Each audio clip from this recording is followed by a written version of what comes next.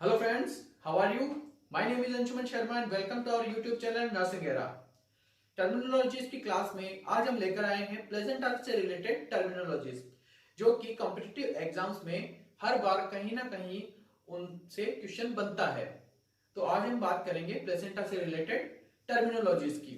तो आइए शुरू करते हैं आज का क्लास शुरू करने से पहले वही, आप चैनल पर नए हैं तो चैनल को सब्सक्राइब करें, वीडियो को लाइक करें और ज्यादा से ज्यादा शेयर करें ताकि और भी नर्सिंग प्रोफेशनल्स को इसका बेनिफिट मिल सके। तो आइए शुरू करते हैं आज का क्लास। तो हमारा फर्स्ट टर्म है normal placenta. Okay, normal placenta में हम बात करेंगे कि नॉर्मली प्लासेंटा में अम्बिलिकल कॉर्ड का इंसर्शन किस टाइप से होता है, तभी हम आगे के टर्म समझ पाएंगे। तो जैसा कि आपकी स्क्रीन पे शो हो रहा है नॉर्मल प्लासेंटा। तो व्हाट इज नॉर्मल प्लासेंटा? और definition is during pregnancy normally the umbilical cord inserts into the middle of the placenta। जो umbilical cord होती है वो प्लेसेंटा में किस टाइप से इंसर्ट होती है? नॉर्मली की बात करते हैं तो बिल्कुल सेंटर में, it means middle portion of the placenta के अंदर अम्बिलिकल कॉर्ड का इंसर्शन मिडिल से होता है। ओके, तो अब हम आगे की टर्म पढ़ने से पहले एक छोटी सी चीज पढ़ेंगे। ओके, तो नॉर्मली जो प्लेसेंटा है, प्लेसेंटा का इंसर्शन है, अम्बिलिकल कॉर्ड का इंसर्शन है प्लेसेंटा में, उसका इमेज आपको शो हो रहा है। जैसा कि आप देख सकते हैं कि अम्बिलिकल कॉर्ड मिडिल पोर्शन के अंदर आके प्लेसेंटा से अटैच हो रही है। Okay, this is the normal cord insertion कह सकते हैं, नॉर्मल प्लेसेंटा कह सकते हैं। नेक्स्ट बात करते हैं हम एबनॉर्मल कॉर्ड इंसर्शंस की। जो हम आगे टर्म पढ़ने वाले हैं उनसे पहले ये देख लेते हैं कि उन टर्म्स को कहते क्या हैं। तो this is the abnormal cord insertions के कॉर्ड का, अम्बिलिकल कॉर्ड का प्लेसेंटा में एबनॉर्मली इंसर्शंस किस किस टाइप का हो सकता है। ओके, तो हम ये चार टर्म पढ़ेंगे। फर्स्ट है मार्जिनल इंसर्शन या बेटलडर प्लेसेंटा, सेकंड है वेलमेंटस इंसर्शन, थर्ड बात करेंगे हम सक्सेंचुरिएट लोब की, और फोर्थ बात करेंगे हम बाइलोबेट या ट्रिपलेक्स प्लेसेंटा की। यहां हम ये चारों टर्म कवर करेंगे और ये चारों टर्म बहुत इंपॉर्टेंट भी हैं कॉम्पिटिटिव एग्जाम्स के पॉइंट ऑफ व्यू से। तो आइए बात करते हैं हम फर्स्ट की। तो हमारा फर्स्ट टर्म है marginal insertion. Marginal insertion, it is also called battledore placenta. What is called? Battledore placenta. The umbilical cord insert into the edge of the placenta disc, also called as Battledore placenta. According to our definition, image में देखिए कि marginal insertion होता क्या है। कि umbilical cord, margin नाम से ही पता चल रहा है, मार्जिन का मीन्स होता है एजिस, मीन्स किनारे। तो umbilical cord मार्जिन से आकर, मतलब किनारों से आकर प्लासेंटा से अटैच हो रही है। तो इस टाइप का जो कॉर्ड इंसर्शन होता है, इस टाइप का अम्बिलिकल कॉर्ड और प्लेसेंटा के अंदर जो इंसर्शन होता है, उसे हम किस नाम से जानते हैं? उसे हम कहते हैं मार्जिनल इंसर्शन, जैसा आपको इमेज में दिख रहा है। इसको आइडेंटिफाई करने का एक और तरीका है हमारे पास, उसको कहते हैं, जैसा आपने टेबल टेनिस का बैट देखा होगा। ओके, टेबल टेनिस का बैट होता है, इसका जो मींस इसका जो पिक्चर आता है वो आपको सेम वैसा ही दिखेगा। तो जब भी आपको एक बैट जैसा शेप दिखे प्लेसेंटा कॉर्ड इंसर्शन का, तो आपको पहचान जाना है कि उसे मार्जिनल इंसर्शन या बेटलडोर प्लेसेंटा कहते हैं, जिसमें मार्जिन पे जाके अम्बिलिकल कॉर्ड अटैच होती है। ओके, आइए तो हम नेक्स्ट बात करते हैं हमारे नेक्स्ट कॉर्ड इंसर्शन की।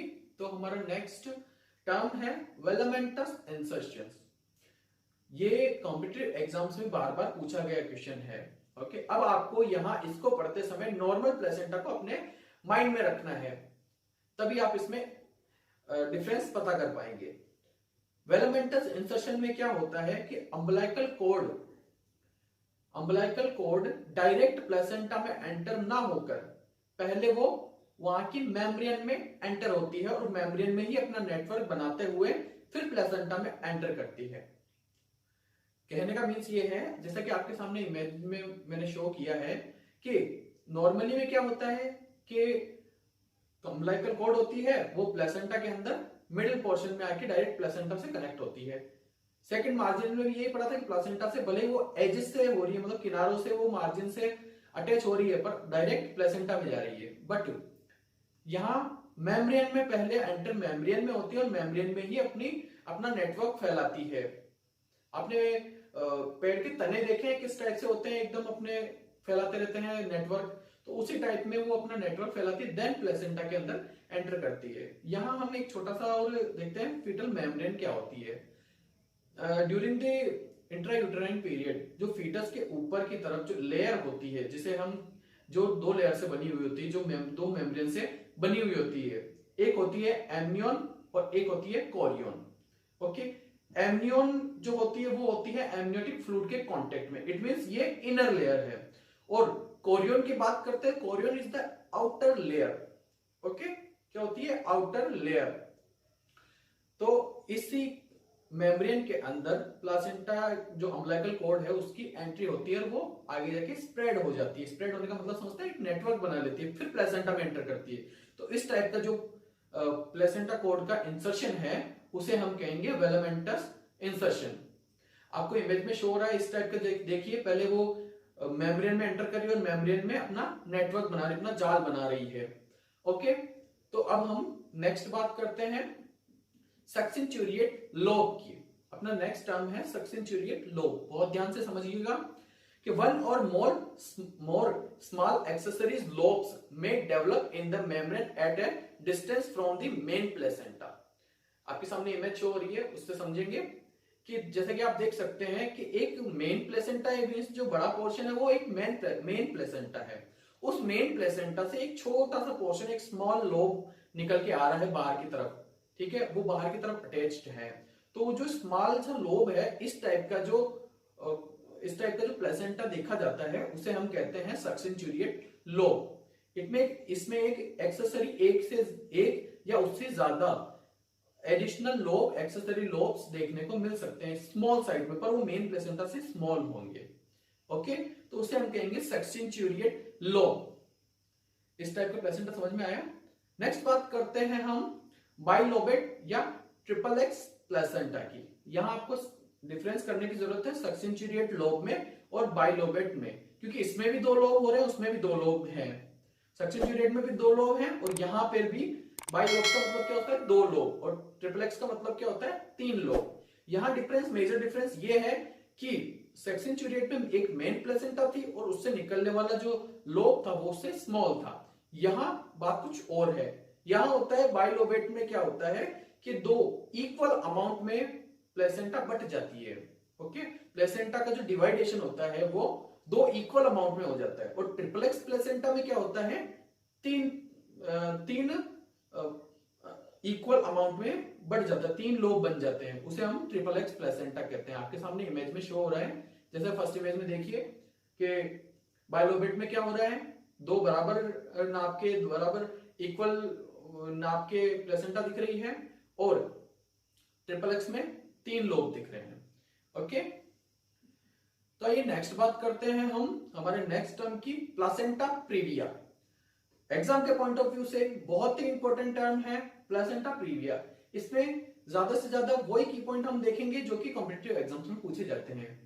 ओके, तो आइए शुरू करते हैं। इसमें डेफिनेशन देखिए, a condition in which the placenta is implanted near the outlet of the uterus और lower segment of the uterus. ये तो रही इसकी डेफिनेशन। तो डेफिनेशन मैं आपको क्लियर कर देता हूं कि ये एक कंडीशन है जिसमें प्लेसेंटा का जो इम्प्लांटेशन होता है, प्लेसेंटा का इम्प्लांटेशन का मींस प्लेसेंटा जहां ग्रो करती है यूट्रस में, तो वो कहां ग्रो करती है? वो ग्रो करती है उसके लोअर पोर्शन में। जैसा कि आप इमेज में देख रहे हैं कि एक यूट्रस है, यूट्रस का लोअर पोर्शन क्या होता है? जो नीचे वाला हिस्सा होता है बॉडी का, जो नीचे वाला पार्ट होता है, नीचे वाला जो पार्ट होता है उसे कहते हैं lower segment of the uterus. तो प्लेसेंटा वहां अटैच होती है, तो ऐसी कंडीशन को हम प्लेसेंटा प्रीविया कहते हैं। ओके, प्लेसेंटा प्रीविया कहते हैं। अब हम बात करेंगे इसके टाइप्स की। तो इसके 4 टाइप्स होते हैं। कितने टाइप्स होते हैं? 4 टाइप्स, जिसमें हम बात करते हैं सबसे पहले टाइप की। टाइप 1 होता है, टाइप 1, 2, 3 एंड 4। इन चारों का अलग अलग नाम है, जैसा कि आपकी स्क्रीन पे शो हो रहा है कि फर्स्ट होती है, टाइप 1 होती है लो लाइन प्लेसेंटा। सेकंड होती है मार्जिनल, थर्ड होती है partial placenta previa and type 4 होता है कंप्लीट प्लेसेंटा प्रीविया। तो आइए समझते हैं एक एक को। तो सबसे फर्स्ट अपना टाइप 1, जिसमें क्या होता है लो लाइंग प्लेसेंटा कहते हैं इसे। इट मींस प्लेसेंटा इम्प्लांट होती है लोअर सेगमेंट में, बट जो इंटरनल ओएस होता है, इंटरनल ओएस का मींस होता है कि जो बेबी बर्थ के लिए जो बर्थ कैनाल का जो मुंह होता है, जो यूटरस का जो अपन कह सकते हैं मुंह होता है, माउथ होता है, जहां से बेबी टर्म होने के बाद बाहर की तरफ आता है, जहां इस्थमस और सर्विक्स जो होता है वो वाला जो पोर्शन होता है, उसके जो इंटरनल पार्ट होता है, जो यूटरस की तरफ का जो पार्ट होता है, उसे हम इंटरनल ओएस कहते हैं। तो ये वर्ड बार बार आपके सामने आएगा, इसलिए मैंने पहले आपको समझा दिया इंटरनल ओएस क्या होता है।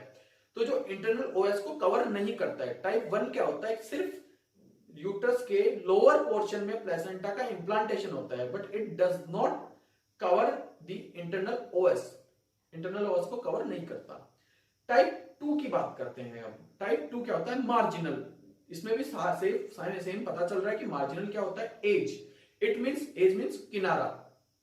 तो जो प्लेसेंटा का इंप्लांटेशन इस टाइप से होगा कि वो इंप्लांटेशन इंटरनल ओएस को कवर तो नहीं कर रहा है, पर उसके बिल्कुल कॉर्नर पे है, इट मींस बिल्कुल किनारे पर है, एज पर है, इसलिए इसे मार्जिनल टाइप कहते हैं, मार्जिनल प्लेसेंटा प्रीविया कहते हैं।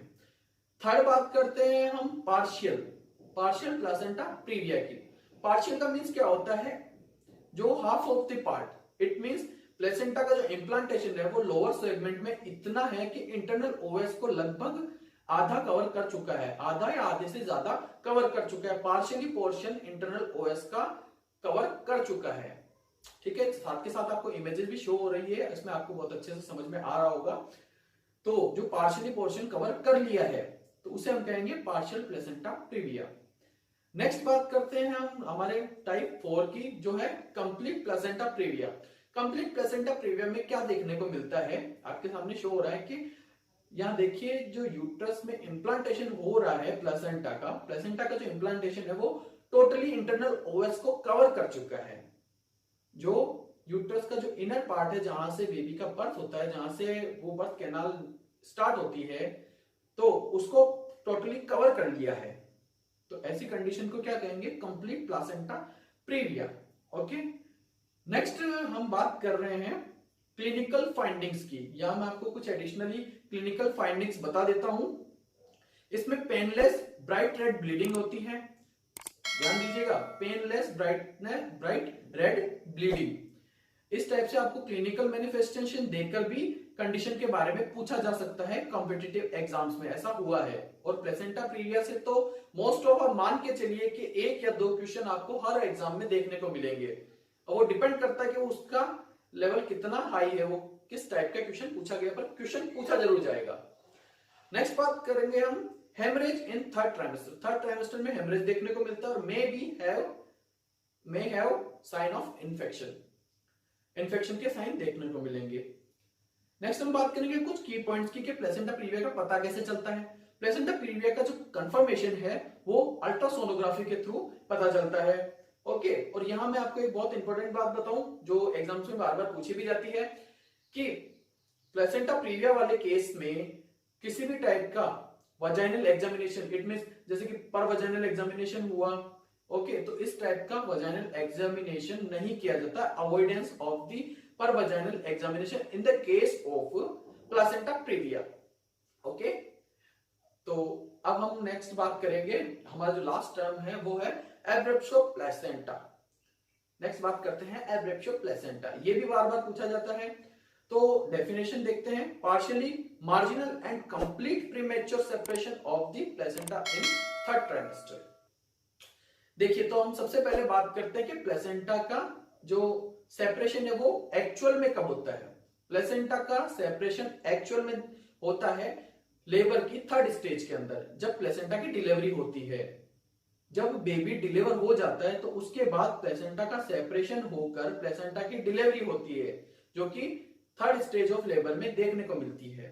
बट एब्रेप्शो प्लेसेंटा में क्या होता है, थर्ड ट्राइमेस्टर के अंदर, थर्ड ट्राइमेस्टर में पार्शियली, इट मींस कुछ पार्ट मार्जिनल या complete type of premature separation of the placenta. It means time से पहले ही प्लेसेंटा का सेपरेशन हो चुका है, इट मींस डिटैचमेंट हो चुका है, वो यूट्रस से अलग हो चुकी है अपने टाइम पीरियड पूरा करने से ही पहले। तो ऐसी कंडीशन को हम एब्रेप्शो प्लेसेंटा कहेंगे। आपके सामने इमेज दिख रही है एब्रेप्शो प्लेसेंटा की। ओके, नेक्स्ट बात करते हैं हम इसी के क्लिनिकल फाइंडिंग्स की, क्लिनिकल मैनिफेस्टेशंस क्या आते हैं। फर्स्ट है वजाइनल ब्लीडिंग। अब there may be chance to heavy bleeding and there may be the scanty bleeding. दोनों ही चांसेस हो सकते हैं, क्योंकि बहुत बार क्या होता है कि डिटैचमेंट होने के बाद वजाइनली जो ब्लीडिंग हो रहा है, ब्लीडिंग वजाइना के थ्रू देखने को मिल रहा है, वो हैवी ब्लीडिंग भी हो सकता है और वो कंसील्ड भी हो सकता है, स्कैंटी भी हो सकता है, मींस कुछ ही आ रहा है। ओके, तो ये किस वजह से होता है कि डिटैचमेंट तो हो गया बट ब्लड वहीं कलेक्ट होके रह गया। बहुत बार पार्शियली डिटैचमेंट होता है, पार्शियली सेपरेशन होता है प्लेसेंटा के, जिसकी वजह से वो ब्लड वहीं फिल होकर रह जाता है। जैसे आपने देखा ना टिश्यूज में हेमाटोमा किस टाइप से होता है, टिश्यूज में ब्लड का कलेक्ट हो जाता है वो, तो उसी टाइम से कंसील्ड टाइप में यूट्रस के पोर्शन में वो जमा हुआ रह जाता है या वहां पे कलेक्ट होके रह जाता है, इसलिए ज्यादा वजाइनल ब्लीडिंग देखने को नहीं मिलती। बट ये वजाइनल ब्लीडिंग इसकी क्लिनिकल फाइंडिंग है। नेक्स्ट बात करते हैं moderate to severe abdominal pain. Abdominal pain होता है क्योंकि क्योंकि प्लासेंटा का डिटैचमेंट हो रहा है। ऐसी कंडीशन में एब्डोमिनल पेन, एब्डोमिनल क्रैम्प्स देखने को मिलेंगे। नेक्स्ट जो मैंने हाईलाइट किया है वो है बोर्ड लाइक एब्डोमेन। ये एक क्लिनिकल फाइंडिंग है जिससे हम पहचान सकते हैं कि एब्रेप्शो प्लेसेंटा, ये आया हुआ क्वेश्चन है, कॉम्पिटिटिव एग्जाम में पूछा गया क्वेश्चन के, board like abdomen is a clinical finding of which condition या विच डिजीज। ओके, तो क्वेश्चन फोर्थ बात करते हैं सीजेशन फीटल मूवमेंट्स। तो अगर आप सोचिए कि प्लेसेंटा का डिटैचमेंट हो गया तो उसे ब्लड सप्लाई नहीं मिलेगा, मदर के थ्रू ब्लड सप्लाई नहीं मिलेगा, और उसे नहीं मिलेगा तो फीटस को भी नहीं मिलेगा, और फीटस को नहीं मिलेगा तो फीटस का जो मूवमेंट है, फीटल मूवमेंट है, वो डाउन चले जाएंगे क्योंकि उसको एडिक्वेट अमाउंट में ब्लड नहीं मिल रहा है। तो ऐसी कंडीशन में फीटल डेथ भी हो सकती है। ओके, तो फ्रेंड्स आज के लिए इतना ही। नेक्स्ट मिलेंगे हम कुछ और ऐसे ही रिलेटेड टर्मिनोलॉजीज के साथ में। तब तक के लिए बने रहिए हमारे साथ, चैनल को सब्सक्राइब कीजिए, वीडियो पसंद आए तो लाइक कीजिए और ज्यादा से ज्यादा शेयर कीजिए। Okay friends, bye.